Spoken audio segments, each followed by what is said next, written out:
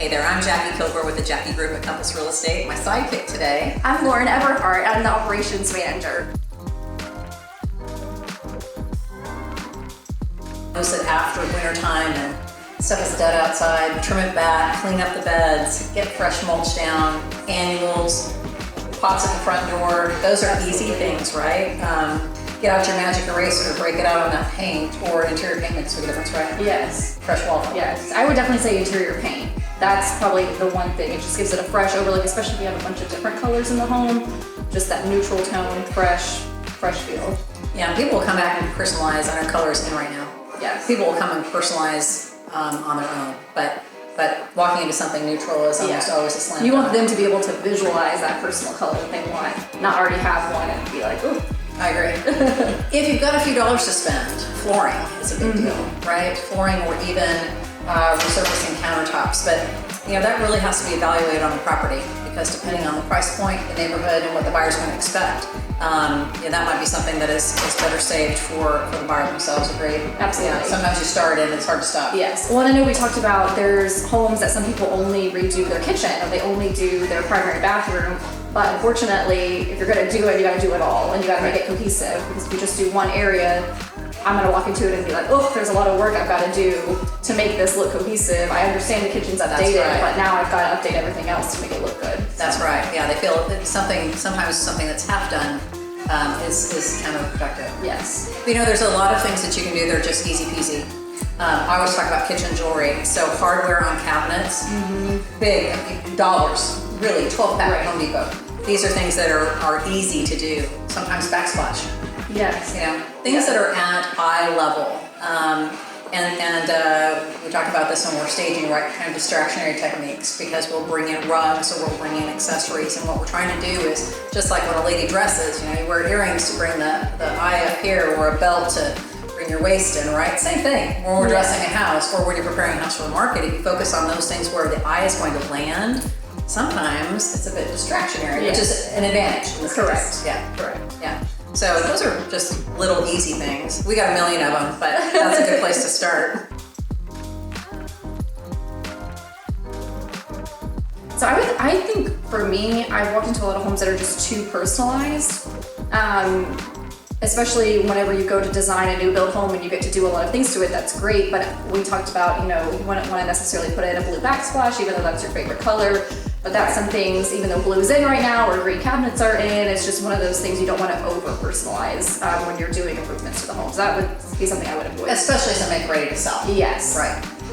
Plan on being there a while. I'm a big believer in color and don't even get me going on wallpaper because I'm in love with wallpaper right now. Yes.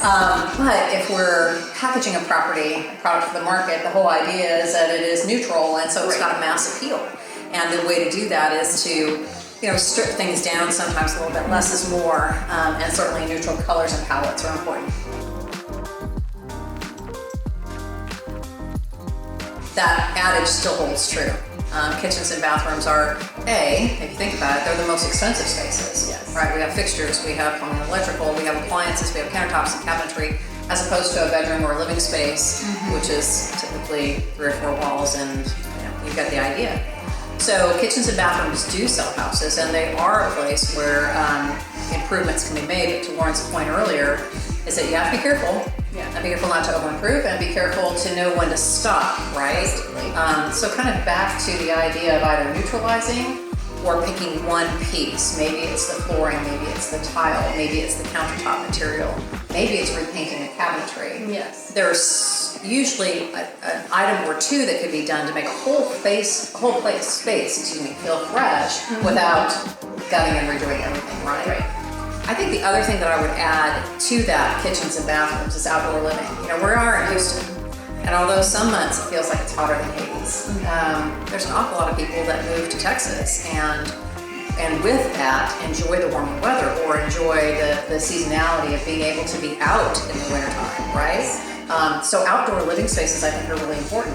People are adding pergolas and gazebos and outdoor kitchens. You don't have to necessarily do the whole pool wrapped But maybe a spa is a nice update or upgrade to a property. Again, Like an easily maintainable type area. Not necessarily something to sell, but if you enhance and make attractive and furnish and stage your outside living area, that's a big draw, I think, when it comes to marketing. Yes. So, pools.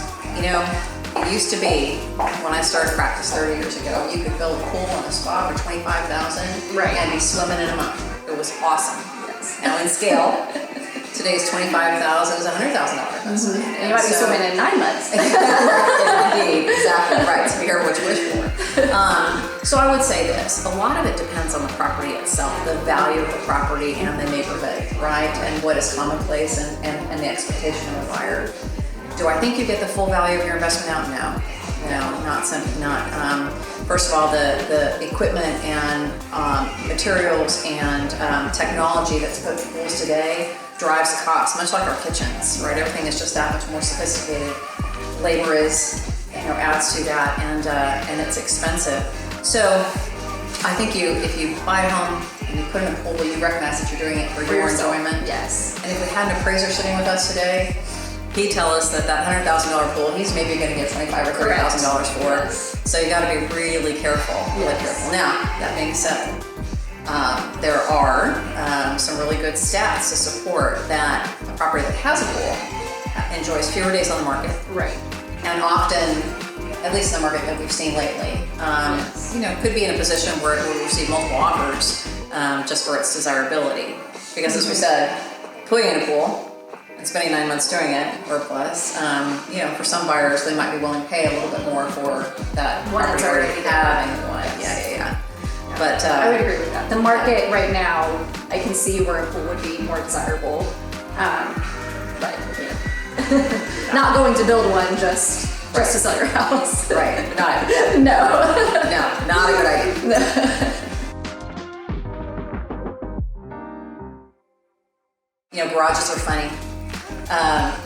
And not, it's interesting sometimes when you walk into a property with a family, literally they will divide, right? They'll take a path and they'll take a path. Somebody's headed off to the kitchen, somebody might be headed off to the master, kids, running upstairs to a game room, and, dare I say it, dad heads out to the garage. So he's looking for space, right? Especially if our client is moving maybe from the north where they used to have basements. Absolutely. Right? They're so assessing storage.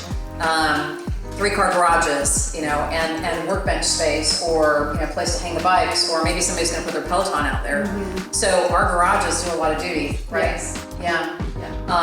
So I would say that a nice clean surface, epoxy flooring, or even commercial paint, concrete paint is important because that clean look, right? Yeah, and we go back to painting. A lot of people forget to paint the garage, but it makes a huge difference because all the nicks and all the wear and tear, just normal wear and tear, happens so much. It's one of the first things I noticed about buying my house. I looked in the garage and it was all freshly painted, and so it's still just a garage, but it gave it a little extra something to it. Yeah, it just makes everything feel nice, right? It's kind of like the air fresheners when you come in the door. And cabinetry, cabinetry or even those racks, the Rubbermaid makes them, you buy them at Home Depot, but racks for balls and bikes and things like that, tools to hang. Any kind of storage components, I think, are really nice additions to garages and not particularly expensive, right? Cabinets and all the like. But, one question we hear from sellers when we're talking about preparing a house for the market is, Jackie, do I need to clean the garage? And what I tell them is this, and anybody who's a seller is watching this is going to say, yep, she told me that. Chances are the buyer for your property is going through the same thing because they're selling something someplace else, right? And the garage ends up being the dumping ground. It's where you're sorting, it's where you're figuring out what's going to Goodwill, what you're donating, what's getting moved to the new house, what's going to storage, all that, right? And so it ends up being, 6 boxes tall and, like I said, the dumping ground. So I said, listen, call up the local storage unit place. Most will give you the first month free, right?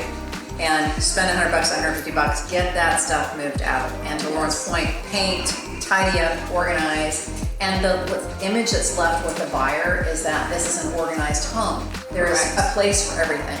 There is storage. Because otherwise you open it like, oh my, right? Not a good sales technique.